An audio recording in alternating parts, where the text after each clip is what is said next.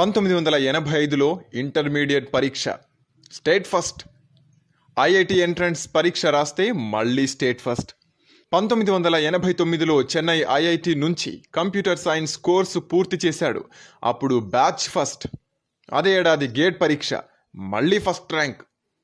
IAS పరీక్ష కూడా రాశాడు, మళ్ళీ ఫస్ట్ ర్యాంక్. ఐఏఎస్ శిక్షణలో మరోసారి ఫస్ట్. ఇన్నేసి ఫస్ట్లు వచ్చిన వ్యక్తిని అమెరికా ఎర్ర తివాచి పరిచి గ్రీన్ కార్డ్ వీసా ఇచ్చి పచ్చ జెండా ఊపి మరీ మాసాచ్యూసెట్స్ ఇన్స్టిట్యూట్ ఆఫ్ టెక్నాలజీలో చేరమని సీటిచ్చింది. మరి మామూలు వాడైతే ఎగిరి గంతేసేవాడే. మనవాడు మాత్రం నా చదువుకు నా ప్రభుత్వం డబ్బు ఖర్చు చేసింది. ప్రభుత్వం డబ్బంటే ప్రజల డబ్బు, ప్రజల డబ్బంటే పేదల చెమట, వాళ్ల రక్తం. వారు కొనే వస్తువులపైన, వేసుకునే బట్టలపైన, చెల్లించే బస్సు టికెట్టు పైన కట్టిన పన్నులే తనను చదివించాయి. అలాంటిదే ఆ పేదల స్వేదాన్ని, జీవన వేదాన్ని వదిలి అమెరికా వెళ్లడం ఏంటి అనుకున్నాడు. ఇక్కడే ఉండి ఐఏఎస్ పరీక్ష రాసి ఐఏఎస్ అయ్యాడు. చిన్నప్పటి నుంచి నేర్చుకున్న విలువలు, పేదల పట్ల ప్రేమ, ఏదో చెయ్యాలన్న తపన, వీటన్నింటికీ సరిపోయే ఉద్యోగం వచ్చిందనుకున్నాడు. అతని పేరే రాజు నారాయణ స్వామి. కేరళలోని పాల్ఘాట్కి చెందినవాడు. అయితే అసలు చిక్కులు అక్కట్నుంచే మొదలయ్యాయి. ప్రతి చోట అవినీతి అధికారులు, మంత్రులు, స్వార్థపరులు రాజ్యమేలడం కనిపించింది. ఎక్కడికక్కడ పోరాటం చేయాల్సి వచ్చింది. ఒకచోట ఒక మెడికల్ కాలేజ్లోని వ్యర్థ జలాలు రైతుల పొలాల్లోకి వెళ్తుంటే అడ్డుకున్నాడు రాజు నారాయణ స్వామి. మరుక్షణమే ఆయనకు ట్రాన్స్ఫర్ ఆర్డర్ వచ్చింది. ఆ తర్వాత తన మామగారు రోడ్డును బ్లాక్ చేస్తూ భవనం కట్టుకున్నాడు. నా అల్లుడు కలెక్టర్, నన్నేం చేయలేరు అనుకున్నాడు. మన కలెక్టర్ గారు ఆ భవనాన్ని కూల్చివేయించాడు. కోపంతో మామ భగ్గుమన్నాడు. భర్త మీద అలిగిన భార్య రాజు నారాయణ స్వామిని వదిలి వెళ్లిపోయింది.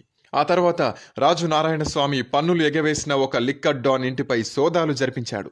ఆ లిక్కర్ డాన్ గారికి మద్దతుగా ఏకంగా ఒక మంత్రి గారే ఫోన్ చేశారు. కలెక్టర్ గారు అవినీతిపై పోరాటంలో రాజీ లేనే లేదన్నాడు. అంతే, మళ్ళీ ట్రాన్స్ఫర్, మళ్ళీ కొత్త ఊరు, కొత్త పని.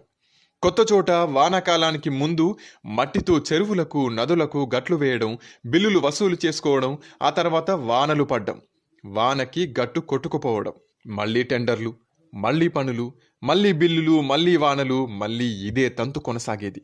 రాజు నారాయణ స్వామి దీన్ని అడ్డుకున్నారు. వానాకాలం అయ్యాక కట్టలు నిలిస్తేనే బిల్లులిచ్చేది అన్నాడు. మంత్రులు మళ్లీ ఫోన్లు చేసి బెదిరించారు. మన కలెక్టర్ గారు సస్యమీరా అన్నారు. అంతే, మళ్లీ పాత కథ పునరావృతమైంది. చివరికి ఎక్కడ వేసినా ఈయనతో ఇబ్బందేనని అప్పటి కేరళ వామపక్ష ముఖ్యమంత్రి అచ్యుతానందన్ మన రాజు నారాయణ స్వామిని ఎలాంటి ప్రాధాన్యత లేని ఓ విభాగంలో పారేశారు.